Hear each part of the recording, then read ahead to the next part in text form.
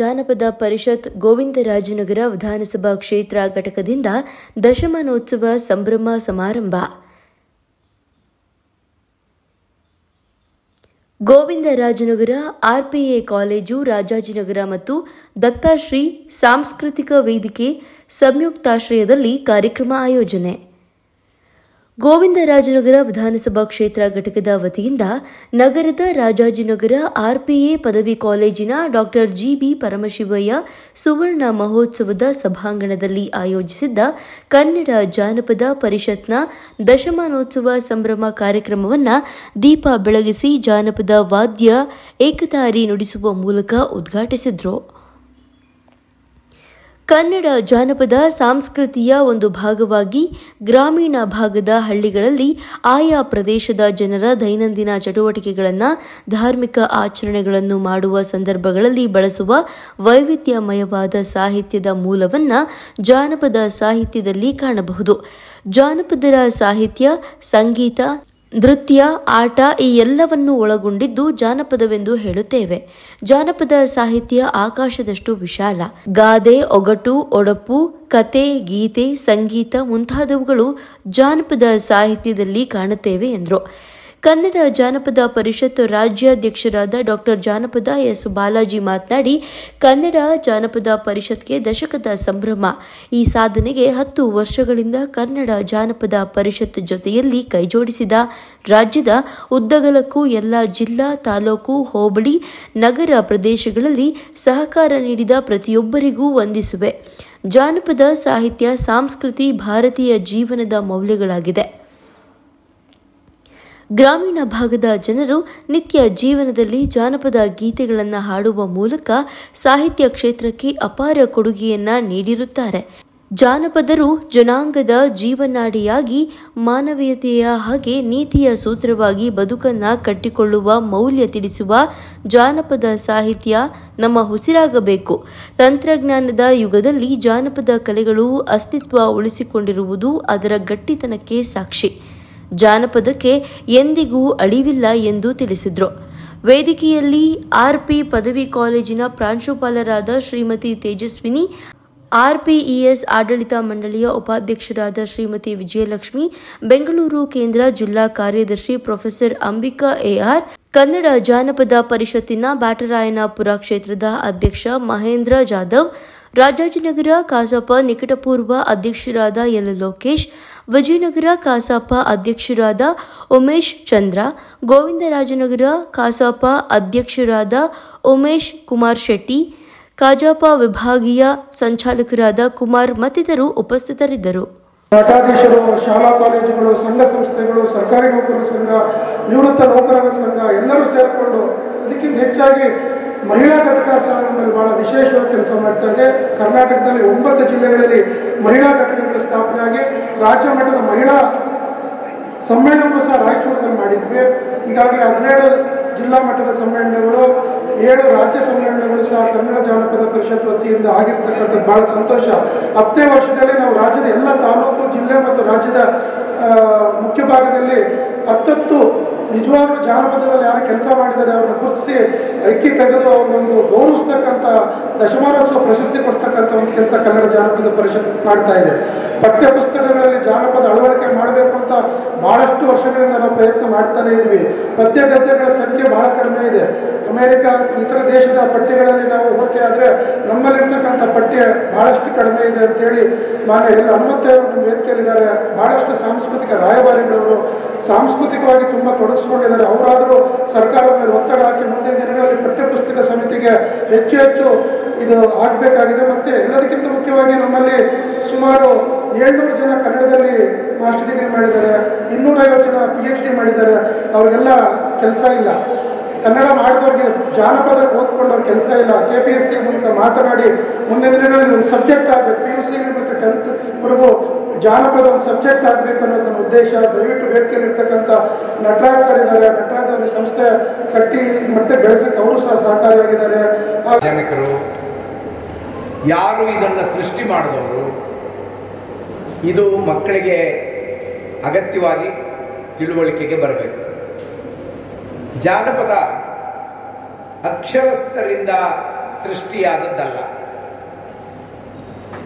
ನಮ್ಮ ಪೂರ್ವಜರು ಯಾರು ಶಾಲೆಗೆ ಹೋಗಿಲ್ಲ, ಯಾರು ಪದವಿ ಪಡ್ಕೊಂಡಿಲ್ಲ, ಯಾರು MA PhD ಮಾಡಿಕೊಂಡಿಲ್ಲ, ಯಾರು ಅಕ್ಷರಜ್ಞಾನವೇ ಇಲ್ಲ ಅಂಥವರು ರಚನೆ ಮಾಡಿರುವ ಸಾಹಿತ್ಯವನ್ನ ಜಾನಪದ ಸಾಹಿತ್ಯ ಅಂತ ಕರೀತಾರೆ. ಬಹಳ ಆಶ್ಚರ್ಯವಾದ ಸಂಗತಿ ಏನು ಅಂದ್ರೆ, ಅಪಾರ ವಿದ್ವತ್ತನ್ನು ಗಳಿಸಿ ಯಾರ್ಯಾರು ರಚನೆ ಮಾಡಿದ್ದಾರೆ, ಆ ಸಾಹಿತ್ಯಕ್ಕಿಂತಲೂ ಮಿಗಿಲಾದ, ಅದಕ್ಕಿಂತಲೂ ಉತ್ಕೃಷ್ಟವಾದ, ಅದಕ್ಕಿಂತಲೂ ಹೆಚ್ಚು ಪ್ರತಿಮಾತ್ಮಕವಾದ ಕನ್ನಡವನ್ನು ಬಳಸಿರುವ ಸಾಹಿತ್ಯ ಜಾನಪದದಲ್ಲಿ ಇದೆ. ವಿಶೇಷವಾಗಿ ಕನ್ನಡದಲ್ಲಿ ಜಾನಪದ ಸಾಹಿತ್ಯ ಬಹಳ ದೊಡ್ಡ ಹೆಸರನ್ನು ಪಡೆದಿದೆ. ಇಡೀ ಪ್ರಪಂಚದಲ್ಲಿ ಕನ್ನಡದಲ್ಲಿರುವ ಜನಪದ ಸಾಹಿತ್ಯವನ್ನು ನೀವು ಒಂದು ಕಡೆ ಕಲೆ ಹಾಕಿ ಓದಿದರೆ ಪ್ರಪಂಚದ ಎಲ್ಲ ಸಾಹಿತ್ಯಗಳಿಗಿಂತಲೂ ಮಿಗಿಲಾದ ಮತ್ತು ಸತ್ವಯುತವಾದ ಸಾಹಿತ್ಯ ನಮ್ಮ ಕನ್ನಡ ಜಾನಪದದಲ್ಲಿ ಇದೆ ಅನ್ನೋದು ತಮ್ಮೆಲ್ಲರೂ ಗಮನಕ್ಕೆ ಬರುತ್ತೆ. ಪರಿಷತ್ತು ದಶಮಾನೋತ್ಸವದ ಸಂಭ್ರಮದಲ್ಲಿದೆ. ಆ ಒಂದು ಕಾರ್ಯಕ್ರಮ ಬೆಂಗಳೂರು ನಗರದಲ್ಲಿ ಪ್ರಪ್ರಥಮವಾಗಿ ನಮ್ಮ ಗೋವಿಂದರಾಜನಗರ ವಿಧಾನಸಭಾ ಕ್ಷೇತ್ರದಿಂದ ಆರಂಭಗೊಂಡಿದೆ. ಅದಕ್ಕೆ ನಮ್ಮ ಒಂದು ಗೋವಿಂದರಾಜ ಕ್ಷೇತ್ರದ ಒಂದು ಹೆಮ್ಮೆ ಅಂತ ನಾನು ತಿಳ್ಕೊಂಡು ನನಗೆ ಬಹಳ ಖುಷಿ ಆಗ್ತಾ ಇದೆ. ನಮ್ಮ ಬಾಲಾಜಿ ಸರ್ ಹೇಳಿದ್ರು, ಇದು ಪ್ರಥಮ ಕಾರ್ಯಕ್ರಮ ದಶಮಾನೋತ್ಸವದ್ದು ಈ ಒಂದು ಬೆಂಗಳೂರಿನ ಗೋವಿಂದರಾಜನಗರದಿಂದನೇ ಪ್ರಾರಂಭ ಆಗಿದೆ. ಅದಕ್ಕೆ ನನಗೆ ಒಂದು ದೊಡ್ಡ ಮಟ್ಟದ ಒಂದು ಖುಷಿ ಆಗ್ತಾ ಇದೆ. ಮತ್ತು ನನ್ನ ಈ ಒಂದು ಸಂಭ್ರಮಕ್ಕೆ ಕಾರಣರಾದ ನಾನೆಲ್ಲ ಗೋವಿಂದರಾಜನಗರ ವಿಧಾನಸಭಾ ಕ್ಷೇತ್ರದ ಕನ್ನಡ ಜಾನಪದ ಪರಿಷತ್ನ ಸಮಸ್ತ ಪದಾಧಿಕಾರಿಗಳಿಗೆ ನಾನು ವಂದಿಸುತ್ತಾ, ಜೊತೆಗೆ ಈ ಒಂದು ನಮ್ಮ ಕನ್ನಡ ಜಾನಪದ ಪರಿಷತ್ನ ಸತತ 10 ವರ್ಷಗಳಿಂದ ತುಂಬ ಹಗಲಿರುಳು ನಾವು ಪ್ರತಿ ದಿವಸನೂ ಒಂದಲ್ಲ 2-3 ಕಡೆ 3 ಜಿಲ್ಲೆಗಳಿಗೆ ಪ್ರವಾಸ ಮಾಡ್ತಾ ಕನ್ನಡ ಜಾನಪದ ಪರಿಷತ್ನ 10 ವರ್ಷಗಳಿಂದ ಹಗಲಿರುಳು ಶ್ರಮಪಟ್ಟು ನಮ್ಮ ಡಾಕ್ಟರ್ ಜಾನಪದ ಎಸ್ ಬಾಲಾಜಿಯವರು ಈ ಒಂದು ಸಂಸ್ಥೆನ ದಶಮಾನೋತ್ಸವದವರೆಗೂ ತಗೊಂಡು ಬಂದಿದ್ದಾರೆ. ಇನ್ನೂ ಇದು ನಮ್ಮ ಒಂದು 25 ವರ್ಷ ಅತಿ ಒಂದು ದೊಡ್ಡ ವೇಗದಲ್ಲಿ ಅವರ ಒಂದು ವೇಗಕ್ಕೆ ತಕ್ಕಂಗೆ ಈ ಒಂದು ಕನ್ನಡ ಜಾನಪದ ಪರಿಷತ್ತು ಹಲವಾರು ನಮ್ಮ ರಾಜ್ಯದ ಜೊತೆಗೆ ರಾಜ್ಯದ ಬಿಟ್ಟು ಹೊರಗಡೆನೂ ಸಹ ಅವರು ದೂರದ ಮಧ್ಯಪ್ರದೇಶ ಮತ್ತು ಗುಜರಾತ್ ಹಲವಾರು ಕಡೆ ಹೋಗಿ ಮೊನ್ನೆ ಕಳೆದ ತಿಂಗಳು ಹೋಗಿ ನಮ್ಮ ಕನ್ನಡ ಜಾನಪದ ಪರಿಷತ್ನ ಹಲವಾರು ಕಾರ್ಯಕ್ರಮಗಳಲ್ಲಿ ಭಾಗವಹಿಸಿ ಇಡೀ ದೇಶಾದ್ಯಂತ ನಮ್ಮ ಕನ್ನಡ ಜಾನಪದ ಪರಿಷತ್ತು ವ್ಯಾಪ್ತಿಯಲ್ಲಿ ಹೋಗ್ತಾ ಇದೆ. ನಮ್ಮ ರಾಜ್ಯನೂ ಮೀರಿ ಹಗಲಿರುಳು ಶ್ರಮಿಸಿದ ನಮ್ಮ ಜಾನಪದ ಬಾಲಾಜಿ ಸರ್ ಹೋಗಿ ನಾನು ವಿಶೇಷವಾಗಿ ಅಭಿನಂದನೆ ಸಲ್ಲಿಸಿ ಈ ಒಂದು ದಶಮಾನೋತ್ಸವ ದಿಕ್ಕಿಗೆ ತೆಗೆದುಕೊಂಡು ಹೋಗಿರುವಂಥ ನಮ್ಮ ಒಂದು ಕನ್ನಡ ಜಾನಪದ ಪರಿಷತ್ತನ್ನು ಹೀಗೆ ಮುಂದುವರಿಸಿ ನಾವೆಲ್ಲರೂ ಅವರ ನಮ್ಮೆಲ್ಲ ವಿಧಾನಸಭಾ ಕ್ಷೇತ್ರದ ಗಣ್ಯಾತಿ ಗಣ್ಯರು ಜೊತೆಗೆ ನಮ್ಮ ಎಲ್ಲ ಪದಾಧಿಕಾರಿಗಳು ಮತ್ತು ಸಮಸ್ತ ಕನ್ನಡಿಗರು ನಾವೆಲ್ಲರೂ ಜೊತೆಲಿ ಇರ್ತೀವಿ ಅಂತ ಹೇಳಿ ಆಶ್ವಾಸನೆ ಕೊಡ್ತಾ, ಜೊತೆಗೆ ಈ ಒಂದು ಹೋತು ನನ್ನ ಜಾನಪದ ಹುಟ್ಟಿನಿಂದ ಸಾಯುವ ತನಕ ಬೆನ್ನತ್ತಿ ಬರುತ್ತಿದ್ದ ಜಾನಪದ, ಎಲ್ಲಿ ಹೋತು ನನ್ನ ಜಾನಪದ, ಎಲ್ಲಿ ಹೋತು ನನ್ನ ಜಾನಪದ. ಈ ಹಾಡನ್ನು ಹಾಡುವಾಗ ನಿಜವಾಗಲೂ ಸಂತಾಗುತ್ತೆ, ನಿಜವಾಗಲೂ ಕಣ್ಣೀರು ಬರುತ್ತೆ. ಕಾರಣ ಏನಂತಂದ್ರೆ ಆ ಜಾನಪದದ ಸುಖದಲ್ಲಿ ನಾವು ತೇಲಾಡಿರ್ತಕ್ಕಂಥ ಜನಗಳು. ನನಗೀಗ 78 ವಯಸ್ಸಿಗೆ ಆರಂಭ, 78. ನೀವು ನಂಬಿದ್ರೆ ನಂಬ್ರಿ, ಬಿಟ್ಟರೆ ಬಿಡ್ರಿ. ನಾನು 54 ವರ್ಷದಿಂದ ಹಾಡಾಕತ್ತೇನೆ.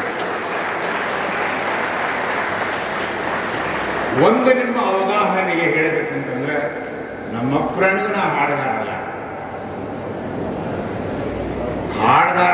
ಅಲ್ಲ ಅಂತೇಳಿ ಒಂದು 16,000 ಕಾರ್ಯಕ್ರಮ ಮಾಡಿದ್ರಿ. ಮತ್ತೆ ಹಾಡನ್ನ ರಚನೆ ಮಾಡ್ತೀನೋ ಅಂತೇಳಿ ಆಗಲೇ ಸಾಹೇಬರು ಹೇಳಿದ್ರು, ಹನುಮಂತಯ್ಯ ಸಾಹೇಬರು. ಆದ್ರೆ ನಾ ಸಾಹಿತ್ಯ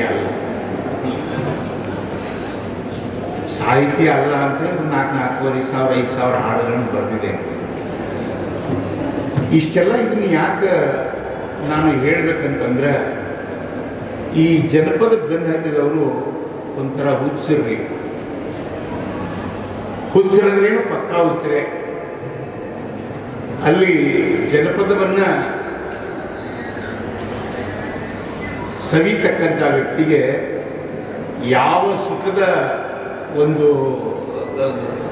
ಬೇಕು ಬೇಡಿಕೆಗಳ ಇರಂಗಿಲ್ಲ ಅಲ್ಲಿ. ಯಾಕಂದರೆ ಅದರಾಗ ತೇಲಿ ಹೋಗಿರ್ತಕ್ಕಂಥ ವ್ಯಕ್ತಿ ಅವ. ಹೀಗಾಗಿ ನಾವು ಇವತ್ತಿನ ಕಾರ್ಯಕ್ರಮದಲ್ಲಿ ಭಾಗವಹಿಸಲಿಕ್ಕೆ ಚಿಕ್ಕದಾಗಿರ್ತಕ್ಕಂಥ ಒಂದು ಕಾರಣ ಏನಂತಂದರೆ, ನಾನು ಹಿಂದೆ ಇವತ್ತಿನ ಜಾನಪದ ಪರಿಷತ್ತಿನ ಅಧ್ಯಕ್ಷರಾಗಿರ್ತಕ್ಕಂಥ ಡಾಕ್ಟರ್ ಜಾನಪದ ಬಾಲಾಜಿ ಅವರಿಗೆ ಚಿಕ್ಕದಾಗಿ ಒಂದು ಮನವಿ ಮಾಡಿಕೊಂಡಿದ್ದೇವೆ. ಅದೇನು ಮನವಿ ಅಂತಂದರೆ, ಬಾಲಾಜಿ ಸಾಹೇಬ್, ನಾನು ಇಲ್ಲಿ ತನಕ ಜನಪದದ ಬಗ್ಗೆ ಒಂದಿಷ್ಟು ಜನಗಳಿಗೆ ತಿಳುವಳಿಕೆ, ನಮ್ಮ ಪ್ರಾಣಿಗಳಲ್ಲ, ಜನಪದದ ಬಗ್ಗೆ ನಮ್ಮಲ್ಲಿ ಹೋಗುಗಳನ್ನು ಹೇಳಿರ್ತಕ್ಕಂಥ ಒಂದು ಕೆಲವು ಹಾಡುಗಳನ್ನು ಹೇಳಿರ್ತಕ್ಕಂಥ ಮನುಷ್ಯ ನಾನು.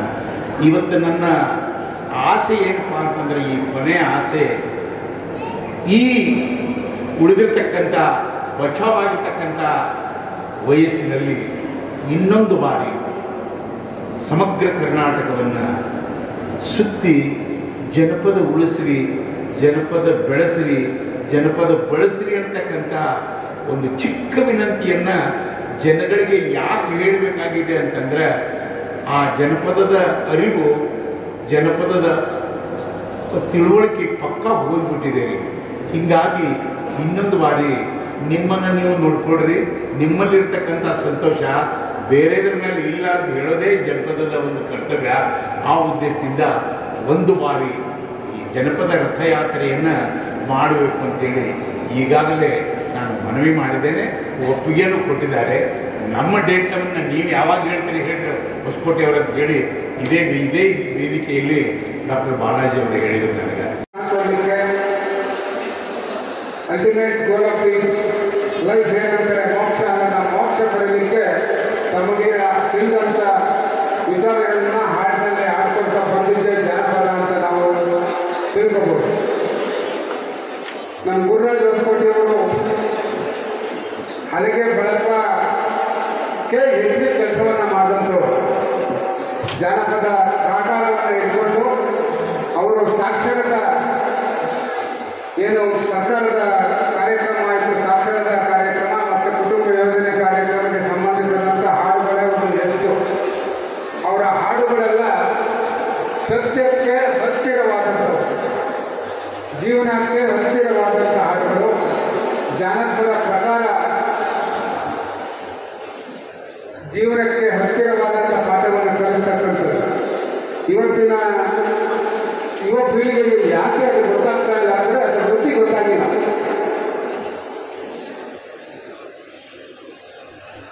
ಸಿಹಿ ಎಂಬುದು ಶಬ್ದ ಮಾತ್ರ, ತಿನ್ನೋಡ್ಬೇಕು ಸಕ್ಕರೆ ಅಂತ ಹೇಳಿ ಒಂದು ಪದ ಇದೆ ಜಿ ಪಿ ರಾಜರತ್ನಂ.